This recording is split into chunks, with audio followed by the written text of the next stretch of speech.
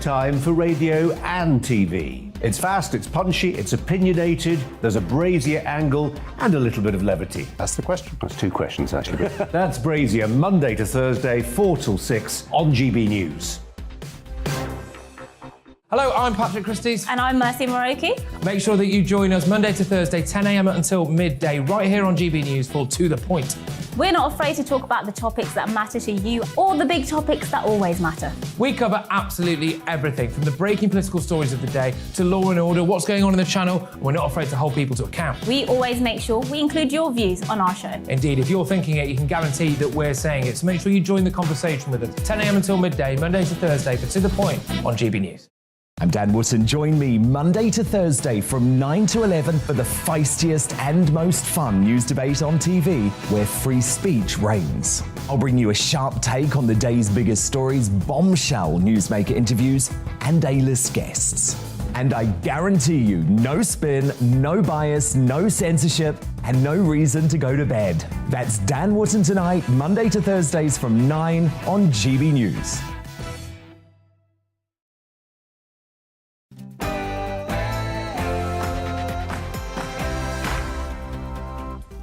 Hello there, it's 6 o'clock. I'm Michelle Dewberry and this is Dewbs & Co, the show where we'll get into some of the things that have got you talking today. Now, just as the country started opening back up again, getting back on its feet, brace yourself, because the unions, if they have their way, we could soon see the biggest rail strike in modern history over summer. Brilliant. This is, of course, in addition to bin strikes and post office worker walkouts, to name just a few. Where do you stand on this? Do you support this kind of strike action? And speaking of disruption, by the way, I'm worrying at the moment that not enough attention is being given to what's going on in Shanghai. I refer, of course, to China's ridiculous zero-COVID strategy. Why am I concerned about it? Well, let's park for a moment the ridiculous, what I would call breach of human rights there, and focus on how this is going to impact the supply chain. If you think things are bad at the moment, I worry we ain't seen nothing yet. What should we do about it? And what do you think to NATO? Do we need it? And other military alliances, do they bring peace? Or can they do the exact opposite? Jeremy Corbyn, you'll remember him, he's upset many people by repeating his call for them to be disbanded. Most have been quick to dismiss his sentiment, basically as ridiculous. But I think the idea at least is worthy of discussion. So where do you stand on it? We'll have all that to come, but first, the latest news headlines.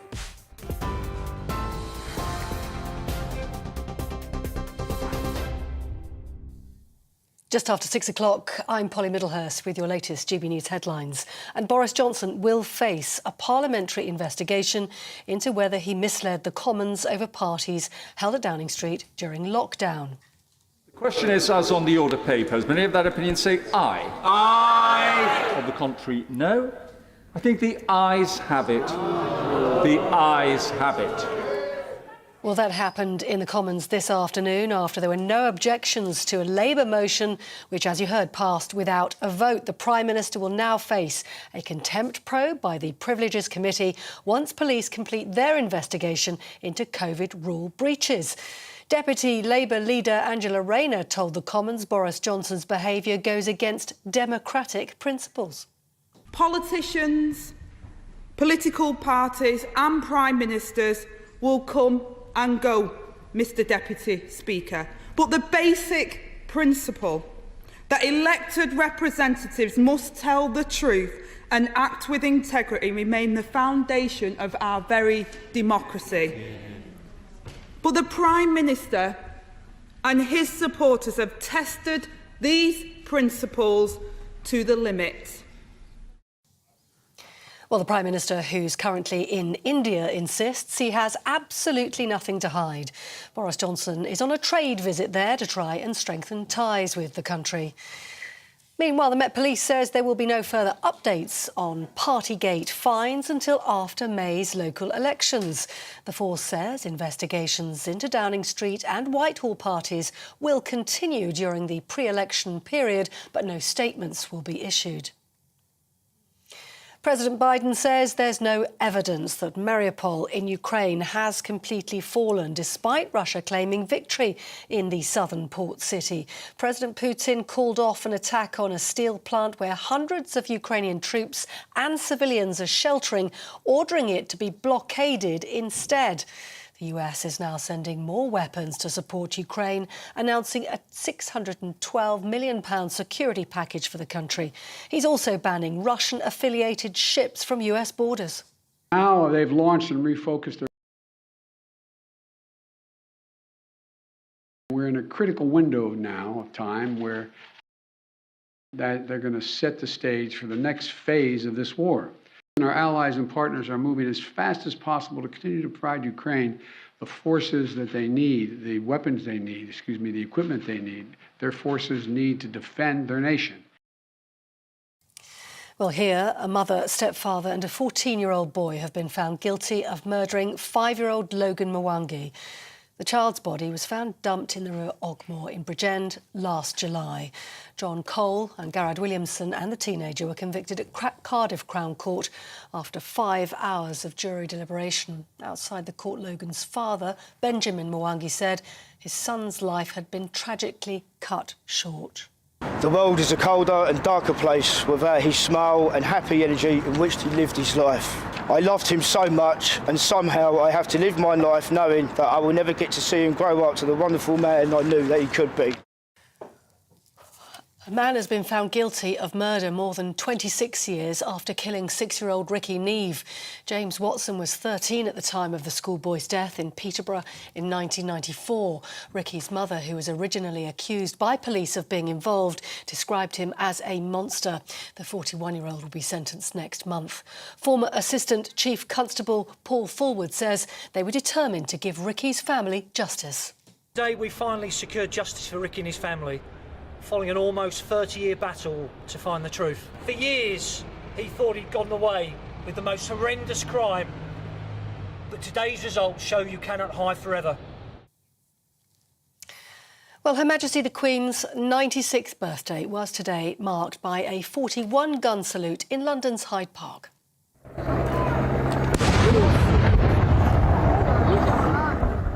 Her Majesty's not in the capital at the moment, choosing to spend the day at Sandringham in Norfolk in a cottage loved by her late husband, the Duke of Edinburgh. And a new photograph has been released to celebrate the occasion, taken last month in the grounds of Windsor Castle. The monarch is pictured with 2 of her fell ponies. On TV, online and on your radio via DAB+, you're with GB News. Now it's time for Dewbs & Co.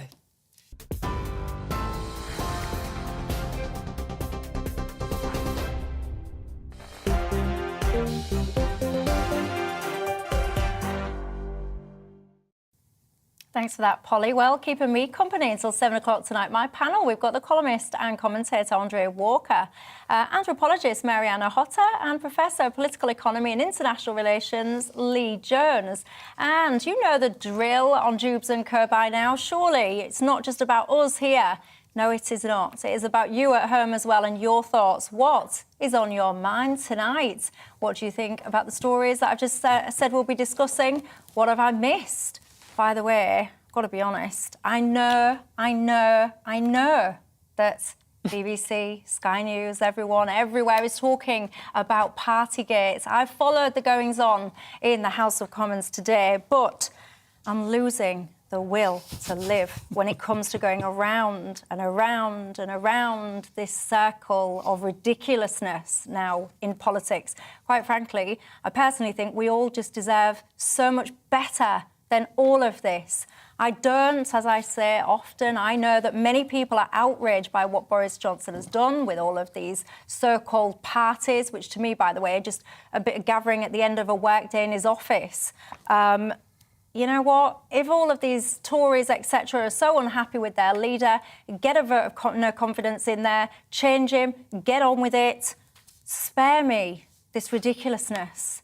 And if you don't mind, I don't have it in me to debate this topic yet again tonight. If, however, you are desperate to share your views with me, get in touch, GBViews at gbnews.uk, or tweet me at Michelle Dewbs or at GBNews. Don't forget, you can subscribe to us on YouTube, listen to us on radio, catch us on social media. I promise, I do always try and cover the most important component parts of Partygate, but to me, there's just not that many. But if you're interested, get in touch, let me know. But for now, I want to talk about something else. What do I want to talk about? Well, life. At the moment, it's not easy for many of us, is it?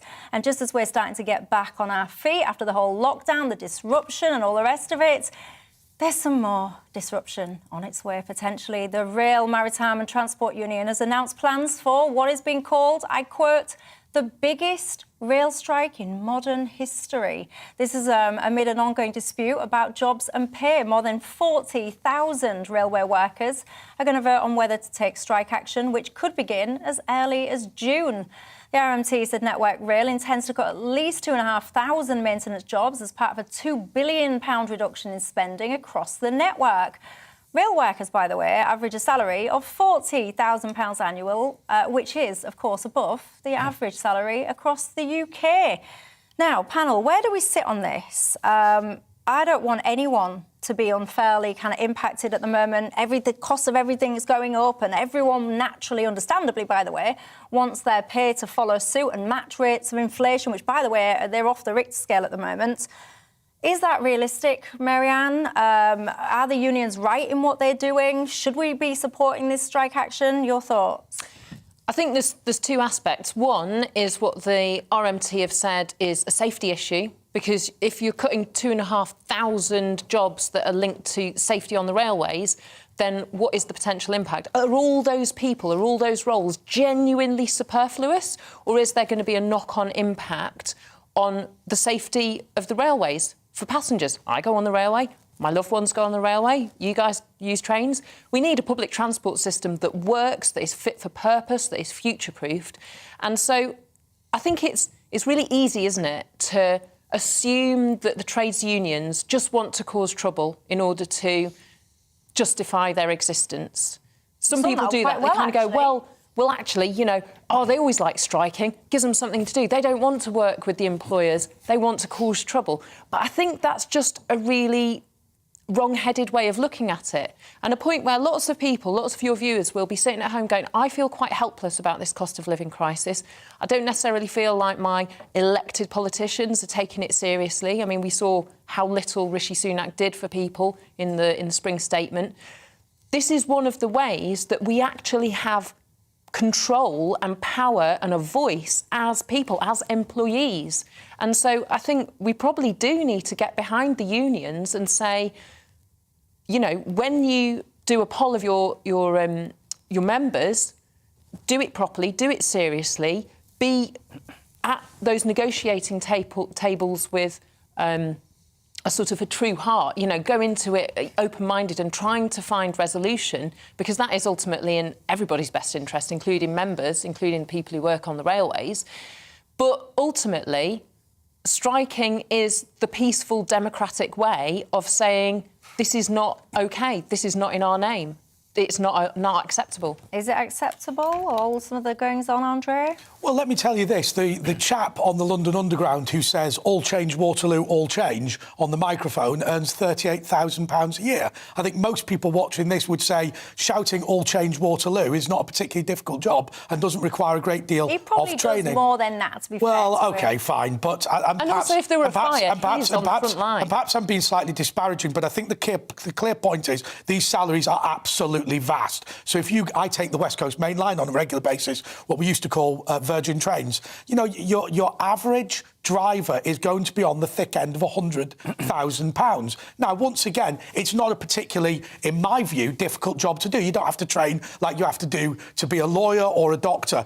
Look, the critical point is this. We, in recent years, have improved... Sorry, it's only just sunk into my head there. Did you just say the average train driver is on £100,000? The thick end of £100,000 on the West Coast Main Line, yes, they are. It's £70,000 basic plus overtime. You will get the thick end of £100,000 a year. Right, viewers, you know what to do. Down to tools, get your job applications in. That would be that would be very difficult to do because the union controls the recruitment in a way that's very similar to what used to happen in the United States of America with the closed shop and what happened in Britain in the 1970s. I'll tell you one thing that's really important to bear in mind. Since changes were made to the railways, I don't call it privatisation because it's not full privatisation. The Department for Transport is still largely in charge. The level of safety has improved in the United Kingdom. We had, I think in 2002, the first year ever that nobody died on the railways since their inception. And that is a step forward. And I'll tell you why. Because actually the reality is, what we just heard from you is an assumption that just because you have lots and lots of people earning lots and lots of money, safety improves. The reality is, actually, you need to be much more razor sharp and much more focused. And I don't think the trade unions are supportive of that. I think the trade unions are supportive of a closed shop that costs us a fortune.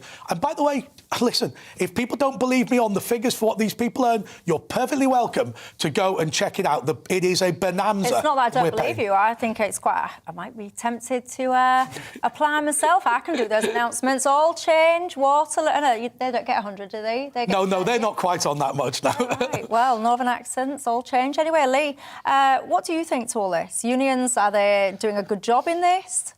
So I think there's two different issues, as Mary Ann says. There's the safety issue, and it's actually completely wrong to suggest that safety has improved since privatisation. I just went this afternoon on the Office for the Rail Regulator to check. So since 2003 to 2020, deaths on the railway have increased 15%, injuries are up 10%. So when the RMT says there are safety issues, they're not wrong about that. Then there's the broader issue about pay, employment and so on. Lots of people love to hate the RMT, but what the RMT demonstrates over and over again is that strong union density in the workplace, having lots of people be a member of the union, which is not the same as a closed shop. Closed shop was abolished many years ago, but having lots of people in the union and then being willing to take industrial action, that's what defends pay and conditions and employment. So you look at what the railway workers are earning, and yeah, it's a lot of money. And I'm sure that a lot of people would like to be on that kind of money. What's the difference between them and the RMT? The RMT are unionised and they're willing to use their democratic power to fight for the conditions of their members. The difference is an ability to bully people by shutting down the country. I'll tell you what we need to do. We need to change the law so that in your industrial dispute, if what you're arguing about, as in a small pay rise, is grossly disproportionate to the damage that's done to the economy, you should pay the bill. I think the RMT should be allowed to go on strike all day as long as I can get a taxi and expense it to the RMT. Let's level the playing field a little bit, because the reality is the government has an unlimited budget. Travellers are forced into travelling, forced into buying tickets, forced onto the railways. That's why they're doing so well, because they're actually just bullying the public. I think these guys, let me tell you something else.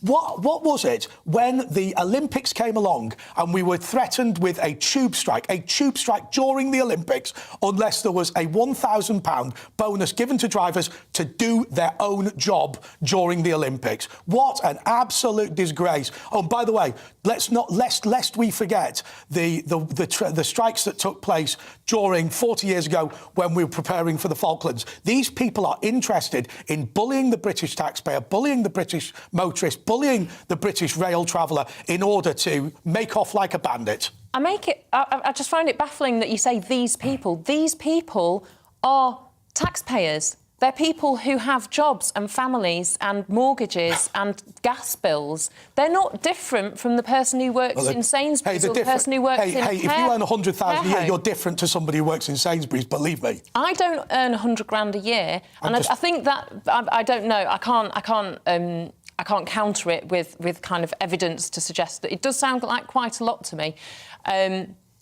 The truth is, I think, for once, it doesn't happen often. But I agree with you, Lee. Yeah, I think we are in this really weird time in history where people who would otherwise be a voice of the people are actually against the union. And that is just really odd to me, because a union is a way to protect your rights as a taxpayer, as a normal working person in our country. The biggest rail strike in history is not protecting the taxpayer, let's just be clear. Lee. It's an absolute financial disaster. Lee? Deliberate. We should be clear that real pay is falling over 7% this year. So that's a massive cost of living crisis for millions of ordinary people. And the question is, what do you do about that? Do you just accept that, which for many people means penury, it means eating less, it means not being able to heat their homes, or do you fight back? And what are the mechanisms that working people have to fight back? We have political parties that don't represent ordinary working class people anymore. Neither the Tories nor the so-called Labour Party represent the working poor anymore. And frankly, most of the unions don't either. The RMT stands out by being the militant one that actually fights for its members, and the results are there to be seen. They have safer employment, they have better terms and conditions, they have better pay. So the answer to all this is to join a union and make it fight for your own purposes. But let me play devil's advocate with you, Lee, because you talk about real terms, pay cut, and no one's going to dispute that. That is the case for many, many people in this country at the moment. The prices, they've not stopped, by the way. Inflation is not just going to stop there. It's going to get worse and worse and worse. This cost of living crisis, we'll be talking in a minute about what's going on in China, because you're going to see even more supply disruption, probably more price increases the longer all this stuff goes on. So to your point, your central point there you just made about people essentially getting a real-term wage cut. The devil's advocate in all of this is, if we follow kind of your logic, which is it's a terrible thing, let's raise everyone's wages. The flip side of that is, let's just pick train drivers as the example, because this is what we're currently talking about. So let's raise these train drivers' wages more in line with inflation. What that then will mean is a knock-on effect onto train prices, travel prices, which will mean that the cost of living will get worse. Because the ordinary people now that don't work on a train but want to use a train, it's going to cost them far more to use a train. So now they're going to need even more pay rises to keep up with this cost of the train fare, and around and around and around and around you go. So we have to somewhere get some kind of happy medium. And I personally think, and it's an awful thing to kind of have to comprehend, but I do think actually that it's unrealistic that pay, that benefits are going to be able to keep up with inflation. So who's taking the extra money from the inflation then? Well, it'll be the train companies. And I actually think... So let's just say if a shop is putting up its prices by 10%, or a bar or a train company or whatever, if that money's not going to workers in the form of higher pay, which it isn't because we've got a 7% real terms pay cut, where's the money going? Sorry, we're talking about if a worker, let's just say a worker is on whatever now and gets that 10% pay rise, so they get what I'm saying to you, they get what you want. I understood the logic of your point. The consumer will be paying that. I understood the logic of your point.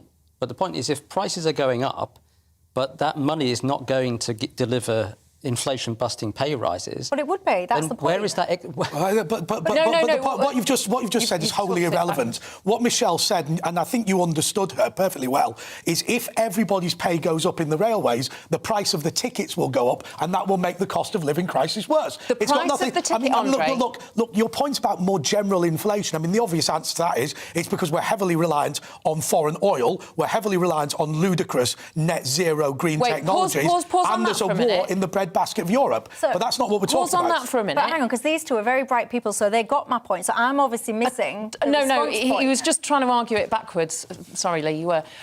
Was you, basically, Lee? Get out.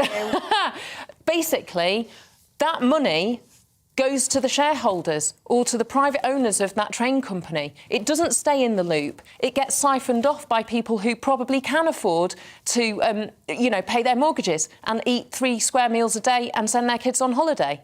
So it's not that it stays, because it's not a public service. It's not actually the way the rails are financed. Stay within. It's not the and way... it's a political choice that we have a privatised public services that mean that money is siphoned off to shareholders or to directors. Which would we have be fine. we have it with water, we have it with energy companies, we have it with public transport. And it's a political and economic decision that we've all, some of us have sleptwalked into, and I think others have manipulated and planned and gamed the system so that we all think that that's just how it should be. And it isn't. There is a different way of running our economy. There is a different way of running our society that actually rewards the people who work the hardest. And it isn't the politicians, and it isn't those boards of directors. It's the people who run care homes and nursery centres and drive buses. So you would have, for example, train services fully nationalised. So non-profit, nationalised, the government you'd have the government running train services? I would fully running. No, probably not, because then you introduce inefficiencies and you have an alternative set of problems and management issues that we have to decide as a society, as a set of political classes making policy decisions and funding decisions. So you kind of swap one set of issues for another one. But I certainly don't think that the system we have now is fair. I don't think it works for people who are watching TV now going, actually, we're not going anywhere this summer, or actually, we haven't got any money at the end of this week. I'm going to have to take out a loan until the next payday. Well, that is the reality for people in this country right now. That is not OK. Let me open this to you at home, because, you know, I get it. None of us want to be out of pocket. None of us want to see our wages essentially going backwards when everything cost-wise is going up. But let me ask you this, you know, who does pay for these pay rises? Not just on rail, let's just broaden it out, because this is affecting everyone everywhere. Every single person is going to be feeling this squeeze right now in their wages. Everyone is going to be saying, well, actually, I want a pay rise. Who? Not the fat cats, not those folk who are earning not 100 grand for driving a train, but 900 grand plus share bonuses and benefits and pensions packages. I do think, and I mean, I've voiced this opinion multiple times, I am a capitalist at heart, but I'm a responsible capitalist, and I do find it fascinating, because I personally think it would be such a stroke of PR genius, and I won't be so cynical as to suggest that many companies do whatever looks good PR-wise, but I am surprised, actually, that more companies, in fact, I'm surprised that none of them, actually, not a single one that I know of anyway, have actually come out and said, guys, you know what, we want your custom, we value your custom, so let's be in this together. So for the next 6 months, we're going to reduce our profit margins by, I don't know, X%. I think whichever companies Why are you did that... surprised by that? Because I think... The purpose of a company is to maximise the profits that it delivers to its shareholders. That is the purpose of a company under capitalism.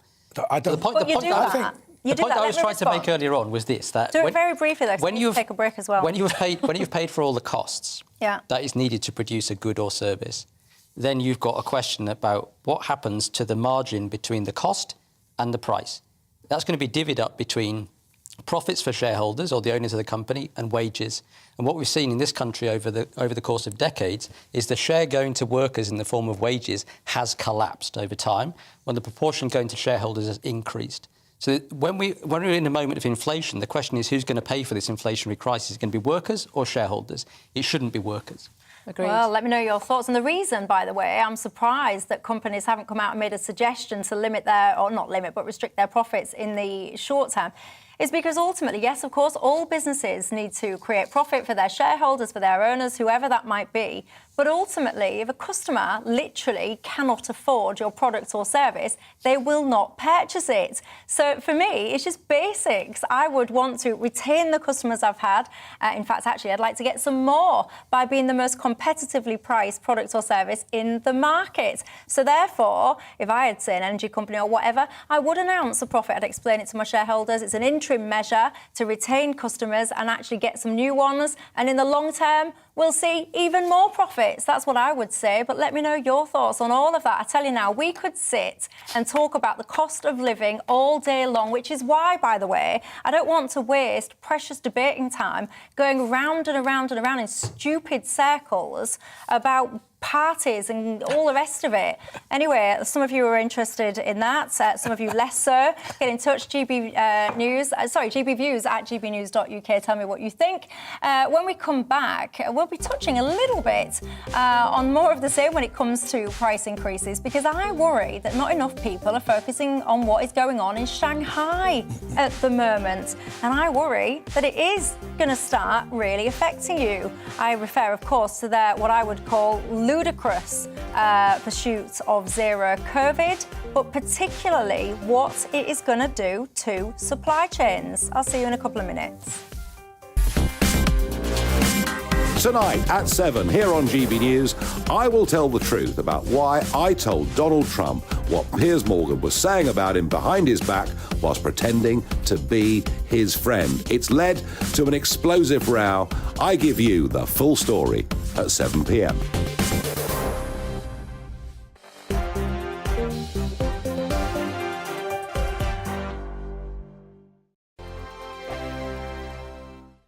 Hello, I'm Michelle Dewberry, and you can join me every weekday 6 till 7 on Dewbs and Co. Me and my panel will get stuck right into the day's events, and I can tell you, in fact, I can warn you, expect some robust debate, some strong opinions and perspectives from both sides of the fence. It's about you at home as well. I love to read out all of your comments, or at least as many as I can. So join me, Michelle Dewberry, Monday to Friday, 6 till 7 on Dewbs and Co.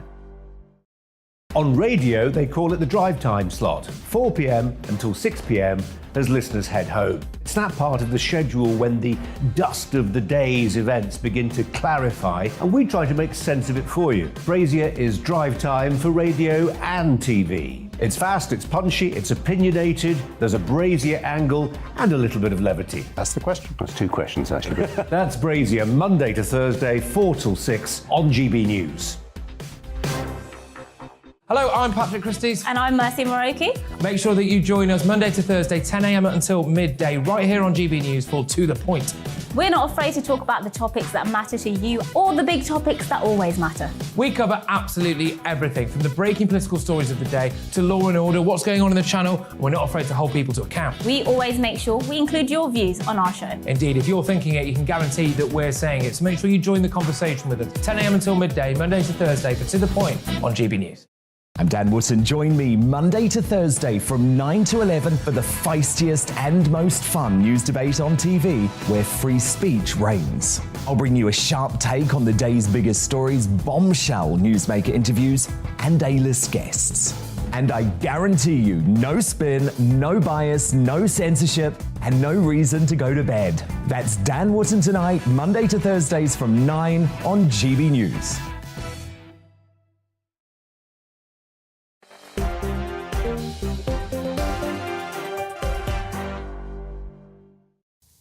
Hello there, welcome back to Dewbs and Co with me, Michelle Dewberry. Lots of people writing in today. I've got to say that there is quite a sense of gratitude that we've skipped Partygate tonight.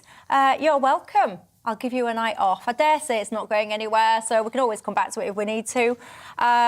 Terry says, you know, when it comes to the unions, all of this was only a matter of time. We need a very strong stance on this, he says. John says, I remember the strikes of the 60s and 70s. This country was a laughingstock as a result, and enormous damage was done to the economy. He says, it seems that the unions want to take us back to that nightmare. Peter says, I totally oppose any kind of strike. In capital letters, roger that, Peter.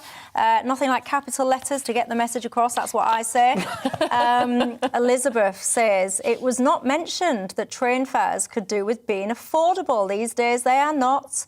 Well, yeah, I hear you, Elizabeth. I think train fares can be extortionate, which I wouldn't mind, by the way, if the train actually turned up on time.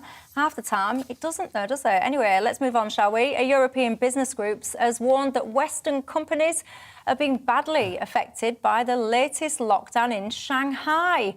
Hundreds and hundreds and hundreds of ships seen here in green, but I know that some of you are listening to us on the radio and not watching. So for your benefit, I am showing a map, basically showing a load of dots which represent essentially traffic jams. Let's simplify this when it comes to shipping and supply chains. Now, whilst many firms might have restarted operations, I have to say that, you know, I don't even think we've seen even the tip of the iceberg yet. This is all about, in case you're wondering what's going on, this is all about what I would personally call the ridiculous attempt to chase zero COVID in Shanghai. Obviously, Shanghai is a huge business hub. They essentially pretty much shut the entire thing down. Lee, I mean, this is one of your areas of expertise. I worry about the impact of this, and I also worry, by the way, that not a lot of people are talking about it. I mean, we should be clear that the quest for zero COVID in China has already had an impact on living standards in the West, because what we've just been talking about, the inflationary impact and how to respond to it, that inflation has been triggered by the policy of lockdown and the shortages of goods and services, particularly goods, that has caused. So when you shut down production facilities or when you shut down transit points like railways or ports and so on, you create shortages of goods and you create backlogs in the distribution system like shipping. So if a ship has not picked up its cargo at point A, it has a knock-on impact on where it should be at point B, and so on. So there's many ships that are just simply not where they're supposed to be. So that creates all kinds of bottlenecks in supply chains. Companies then try to find alternatives if they can, legally, if they can get out of contracts, and that bids up the price of the goods that are available. So it's the lockdowns that we've had that have built up this inflationary pressure in the global economy. When it comes to Shanghai, it's going to have a very severe impact, much more than the lockdowns in Wuhan, for example, because the Shanghai port is the most busy port in the entire world. Last year, it handled cargo worth $640 billion. The current lockdowns in China are affecting about 373 million people, covering 40% of the Chinese economy. So, and the Shanghai port deals with about a fifth of China's cargo. So when you shut down that part of the economy, that's going to have a major impact on the world because we have become so dependent in the global economy on just one part of the world to serve as the manufacturing base for so many of the things that we use in our everyday life. So this is a product of the policies of globalisation pursued since the 1980s, where we've outsourced so much of our production base to lower-cost authoritarian regimes where precisely they can suppress labour, they can destroy trade unions and pay people a pittance, which therefore reduces the price. So this is basically the pigeons coming home to roost, or the chickens coming home to roost, I should say. The pigeons? The pigeons. I'm channeling my granddad there. Coming home to roost. Marianne? I don't think we can ever protect ourselves completely from these kinds of global supply chain shocks because ours is a globalised world. Unless we are willing to accept here a radical overhaul of our expectations for living standards, for our lifestyle, so that we're actually going, unless you make it here, you don't have it. And then you're looking at something like East Germany, where pre-Berlin Wall coming down, where you kind of go, well, would you like the brown car or the brown car? Neither of them really work. Unless we're genuinely willing to accept something that moves us along that road, then we kind of have to accept that there are going to be these events on the other side of the world, or indeed in Ukraine, the breadbasket, as you described it, Andre, which has an impact on wheat prices, it has an impact on fertiliser, which might have an impact in North and Central Sub-Saharan Africa, it'll have an impact on us, it'll have an impact on meat prices and dairy price, all the rest of it. It has this massive knock-on, and you go, crikey, the world is interconnected in ways that I hadn't even realised.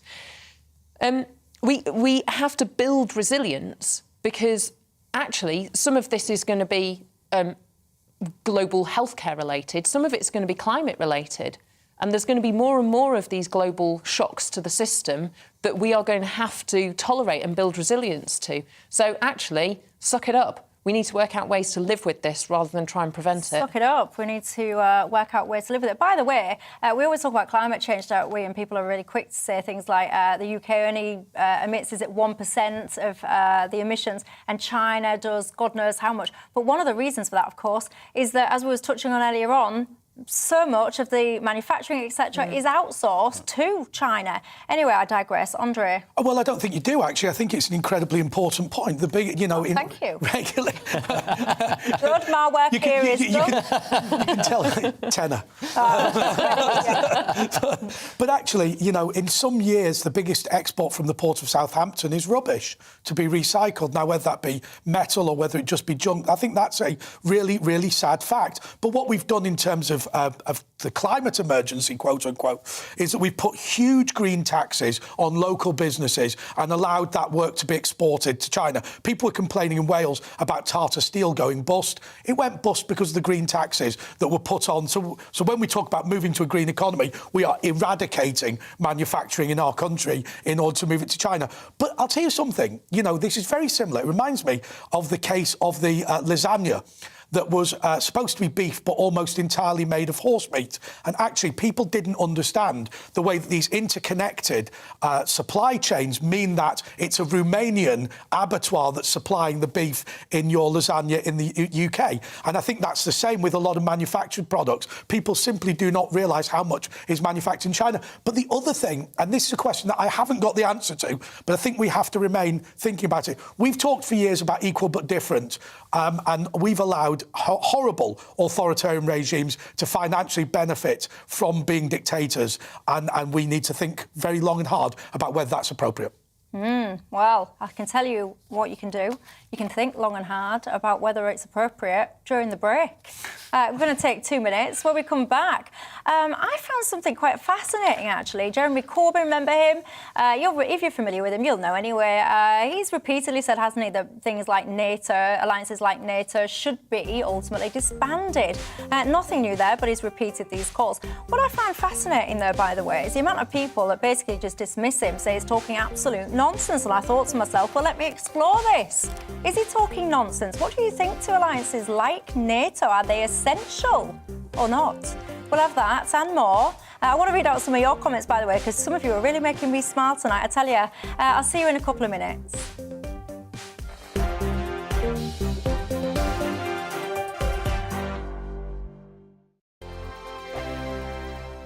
Hello, I'm Michelle Dewberry, and you can join me every weekday 6 till 7 on Dewbs and Kerr. Me and my panel will get stuck right into the day's events, and I can tell you, in fact, I can warn you, expect some robust debates, some strong opinions and perspectives from both sides of the fence. It's about you at home as well. I love to read out all of your comments, or at least as many as I can. So join me, Michelle Dewberry, Monday to Friday, 6 till 7 on Dewbs and Kerr. On radio, they call it the drive time slot, 4 p.m. until 6 p.m. as listeners head home. It's that part of the schedule when the dust of the day's events begin to clarify, and we try to make sense of it for you. Brazier is drive time for radio and TV. It's fast, it's punchy, it's opinionated, there's a Brazier angle and a little bit of levity. That's the question. That's two questions, actually. That's Brazier, Monday to Thursday, 4 till 6 on GB News. Hello, I'm Patrick Christie's. And I'm Mercy Moroki. Make sure that you join us Monday to Thursday, 10 a.m. until midday, right here on GB News for To The Point. We're not afraid to talk about the topics that matter to you, or the big topics that always matter. We cover absolutely everything, from the breaking political stories of the day to law and order, what's going on in the channel. We're not afraid to hold people to account. We always make sure we include your views on our show. Indeed, if you're thinking it, you can guarantee that we're saying it. So make sure you join the conversation with us, 10 a.m. until midday, Monday to Thursday, for To The Point on GB News. I'm Dan Wootton. Join me Monday to Thursday from 9 to 11 for the feistiest and most fun news debate on TV, where free speech reigns. I'll bring you a sharp take on the day's biggest stories, bombshell newsmaker interviews, and A-list guests. And I guarantee you, no spin, no bias, no censorship, and no reason to go to bed. That's Dan Wootton tonight, Monday to Thursdays from 9 on GB News.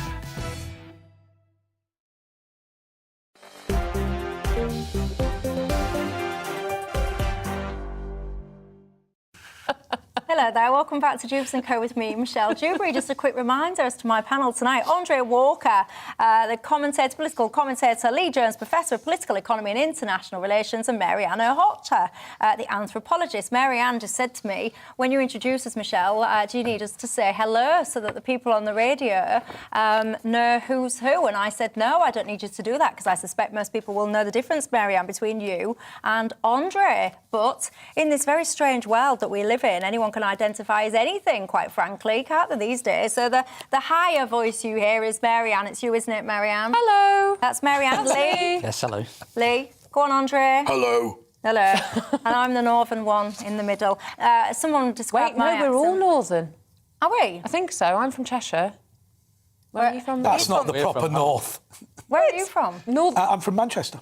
Oh, right. Oh, well, there you go. My accent, by the way, was described the other day as an out-of-date violin or something, an out-of-date cat or something getting ran over by a lawnmower. Listen, we loved you in Biker Grove. I thought that was a bit harsh. Biker Grove. Oh, yes, I remember Biker Grove. Show my age. I'll tell you what, by the way, I'm going massively off topic, but since you mentioned pigeons earlier on, if you missed the show, Lee was saying that the pigeons was coming home to roost. Of course, the saying is that the chickens were coming home to roost. And I don't know why, but I personally spent that entire break thinking about Jack Duckworth from Coronation Street. He used to have pigeons in his back garden. Does anyone remember that? Well, my granddad used to race pigeons. Did he? That's Do why I said I was people shouting still at my do granddad. it? Yeah. People still race pigeons. Do you? I know race someone called pigeons? Red Shoe races. I've got a friend who's the Queen's budgerigar keeper. Oh, Can you right, believe that exists? Right, we're going massively off topic now. Before we know it, I don't know, I dread to think where this conversation is going to end up, but I'm going to bring it back on topic because I want to get into this debate, actually, this next one. The former Labour leader, Jeremy Corbyn, of course, I mean, he's been saying this for ages, hasn't he? He's saying that he hopes that NATO could be ultimately disbanded.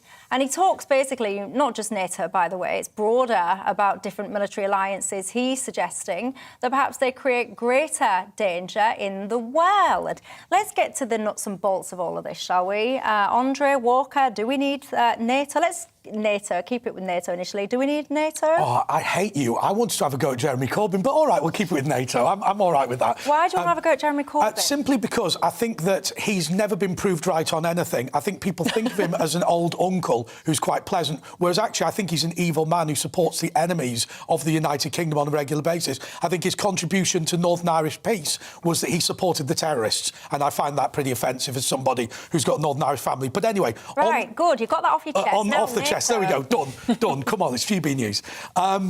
Right, on the issue of NATO, look, I think that it feels pretty outdated when there's no Warsaw Pact to have a NATO. But at the same time, I think what we've seen by the behaviour of the Russian government is that we do need to protect ourselves. You know, remember, Ukraine is the world's only former nuclear power, the only country ever to have given up nuclear weapons. Now, admittedly, it inherited them from the Soviet Union, and there was never really a chance they were going to keep them. But at the same time, they're not protected in the way that potentially we are. But the concern is always for somebody like me on the right about these organisations existing because they've always existed. I think it was Dan Hannan who said that once a bureaucracy is created, it's hard to shut it down. I even suggested the League of Nations, even though it has no corporate members, still has a couple of members of staff and publishes a report every now and again. So if it's about bureaucracy, then we need to get rid of it. But if it's about defence, then maybe we should keep it. But look, Jeremy Corbyn's motivation will be that presumably he wants the bad guys to win. That's the form he normally goes by anyway. Yeah, what he's saying is he's questioning whether military alliances bring peace. And I'm just trying to quote him directly so I don't misquote. He asks, or do they actually encourage each other and build up to a greater danger? Lee? Well, I think historically, alliances often do bring war rather than peace. I mean, you only have to think back famously to World War I, where Europe was divided between rival alliance blocs and then inter-imperial struggles between them led to war between the alliance blocs, and that led to a total war in Europe and across the entire world.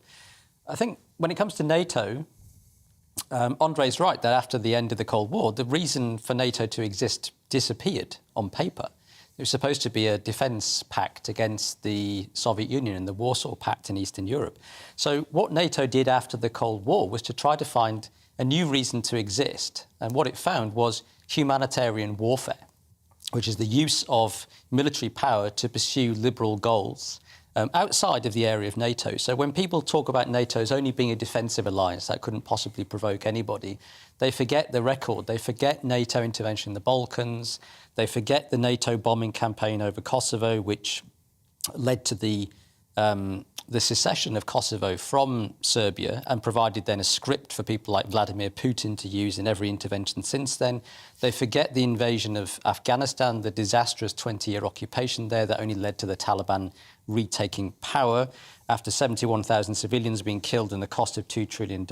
They forget Libya, where NATO vastly exceeded a UN mandate to protect civilians and overthrew the Gaddafi regime and left the country in total chaos, riven by warlordism, slave markets, people traffickers and so on. This is the legacy of NATO. It's what a friend of mine calls in his book Cosmopolitan Dystopia. The use of force to pursue these liberal values, I think, has had a disastrous impact on the periphery of NATO. Marianne? I think we have to remember that Jeremy Corbyn is a sort of one of the few, to his credit, values-driven politicians. He actually believes in what he says. But he's also an idealist, so he's talking in abstract terms, you know. He wants a world where peace rules. Now, I think, hopefully, all of us can subscribe to that, but he doesn't then necessarily, very coherently, translate that into, OK, but we don't live in an idealistic world.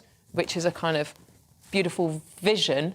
We live in a kind of messy, complex reality where you go, well, it's all well and good saying we don't need nuclear deterrence, we don't need standing armies because we shouldn't be having wars. Absolutely, Jez.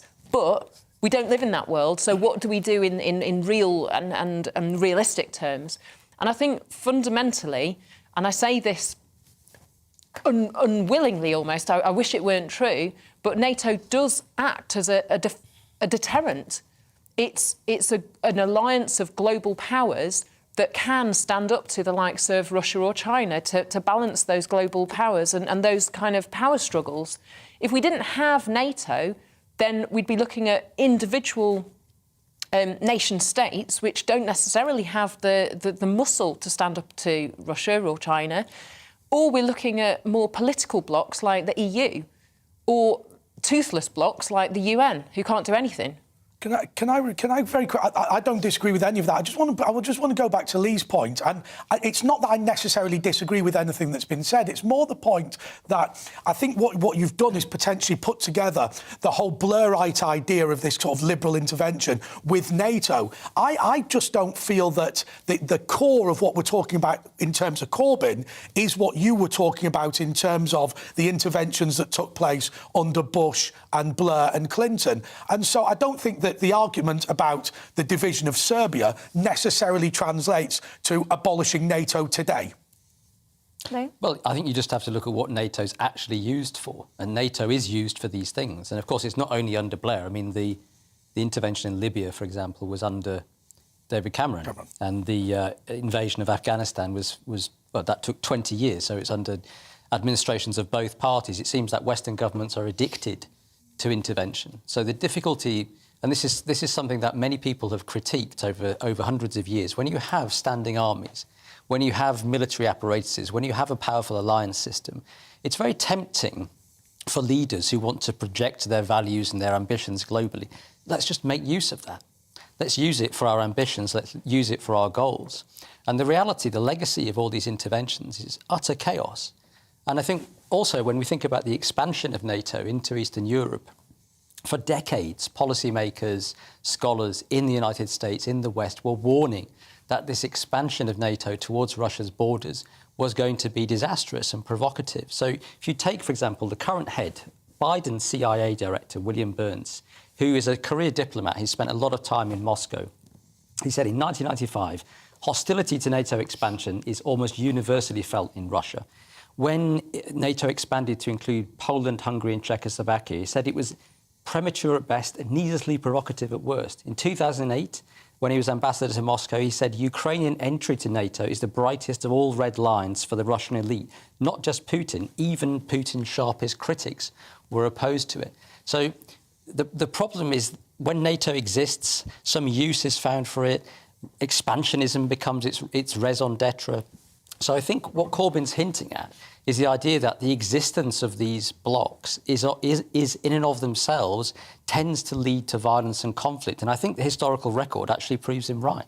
Marianne, did you want to come back? I'm not sure if that's true. I think if NATO didn't exist, if Poland hadn't been or weren't a member of NATO, then some of those Russian bombs, some of those missiles would have found themselves much, much closer to the border. No. I actually, do you know, I was working on aid in Ukraine and Poland, and it has to be said, the reason that our distribution centres in Poland were not being cruise missile attacked was that Poland was a member of NATO. Now, that's not necessarily an argument against what Corbyn's saying in terms of the concept, but in practicality, that was undoubtedly true. See, I'm finding it quite fascinating. There's quite a lot of emails coming through as we're talking about this topic. And there's quite a few people that are actually you're being critical of NATO, basically for not doing more in the Ukrainian situation. And when you say not doing more, I can only assume, by the way, that what you mean is that they've not put boots on the ground, essentially, or been more proactive in terms of no-fly zones, etc. And I find this personally absolutely fascinating because the last thing I personally want is for NATO to get more involved in this conflict in Ukraine rather than less. But the sentiment that's coming through on the emails certainly is that lots of you want NATO to be more involved. with the situation in Ukraine. Lee, do you think that's sensible or not? Well, I've said it before, but I'll say it again, is that more involvement, such as a no-fly zone, means war with Russia.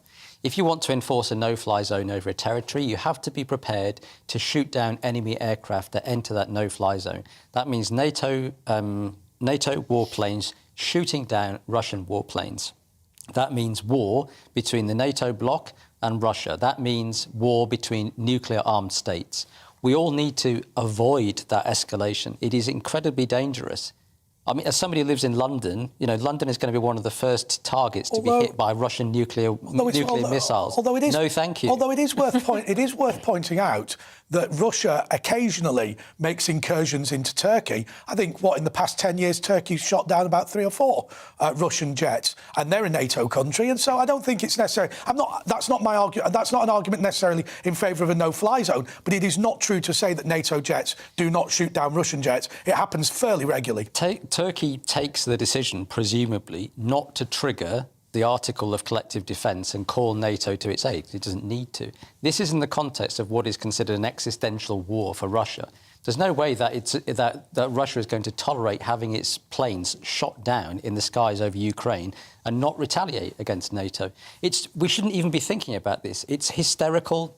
It's dangerous to consider nuclear war. The fact that that is even on the table is terrifying and shows you the mess that we've got. But Lee, you seem like a nice bloke, but this is what people said. This is what people said in the 1980s about Thatcher and Reagan when they stood up to the Soviet Union and stood up to the Warsaw Pact. You know, I think sometimes you have to turn around and say, we are going to defend our interests. And let's be clear, there's a genocide taking place. And you mentioned Kosovo earlier. Remember, we invaded Kosovo against the Russians didn't want it. They were the people that arrived at Pristina airport, and we surrounded the airport and laid siege to it. You know, it's not true to say that we've never, ever had an altercation with the Russians. But also, as well, it does kind of prove the deterrent that nuclear weapons are. And I think that was the point that one of you guys were making earlier on, because who wouldn't want to live in a world that was free of nuclear weapons? That would be absolutely ideal, wouldn't it? But this whole conversation often shows just what an effective deterrent they are. Anyway, long story short, let's summarise. NATO, Jeremy Corbyn, he thinks get rid of it. Should we get rid of NATO, yes or no? We've got to keep it now. So you want to keep NATO. Mary-Anne, keep it, yes or no? You want to keep it. Lee, do you want to keep it, yes or no? No. No, he does not. Mixed views coming on, I tell you. Mixed views coming in from you. Phil says... Bernard says NATO can't do any more if members of NATO don't give them permission to do more. I tell you what we should all be trying to do more of, de-escalation, if you ask me. Anyway, I've spoken so much about NATO that I've almost run out of time to wish the Queen happy birthday. I'm sure, Your Majesty, you're watching the pledge tonight on your special day, so happy birthday from all of us to you. That is pretty much all we've got time for, though. Mary-Anne, Lee, Andre, thank you very much for your company. I shall be going off and thinking some more about pigeons tonight and pigeon racing. Pigeon pie. Oh, you can't, Andre, you can't say pigeon pie. I'm going to try and stop eating animals anyway. I think it's cool, but that's a whole other topic. Anyway, that is all we've got time for. Thank you for your company. Have yourself a fantastic evening, and I will see you tomorrow. Good evening. I'm Greg Dewhurst and welcome to your latest broadcast from the Met Office. Dry for many tonight, but we will see some low cloud mist and murk developing. But the main noticeable feature will be the strength of the wind. It will really start to increase over the next 24 hours. The reason for this is low pressure to the south of the UK, high to the north. That's allowing a squeeze in the isobars across the UK. Winds coming in from the east, very noticeable as we go through Friday. Back to Thursday evening, lots of clear skies overhead, some mist and murk though developing along the east, and this slowly drifts westwards as we go through the night. Some drizzle possible in the thickest cloud, but most places staying dry. Under the clearest skies, temperatures dipping to mid-single figures, so a chilly start to Friday morning. But a mixed start. There will be some sunshine, but some low cloud mist and murk. This should lift and break for many. However, we will see some low cloud and thick cloud moving westwards across southern parts of England and Wales. This will produce some showery rain as it moves westwards, 1 or 2 heavier bursts possible, but further north plenty of sunshine to come, perhaps some low cloud across some coastal areas of Scotland, northeast England. Here with that brisk wind, temperatures struggling 11-12 degrees, but in the sunshine in the west 15 or 16 degrees. Through the evening the cloud and showers should move away across the far south, but it'll only be replaced by low cloud and drizzle moving in from the North Sea, particularly over the higher ground, quite murky conditions developing. A few clear spells which will allow temperatures to fall into single figures, but for many, a cloudier start to Saturday morning, a grey start. There'll be a few spits and spots of rain initially, but perhaps this becoming more frequent as we go through the day, 1 or 2 heavier bursts possible as it all moves in from the North Sea. But there will be some sunshine that develops where it does, highs of 15, 16, possibly 17 Celsius. That continues through the rest of the weekend, often cloudy, best of the sunshine in the west, but turning cooler by Monday.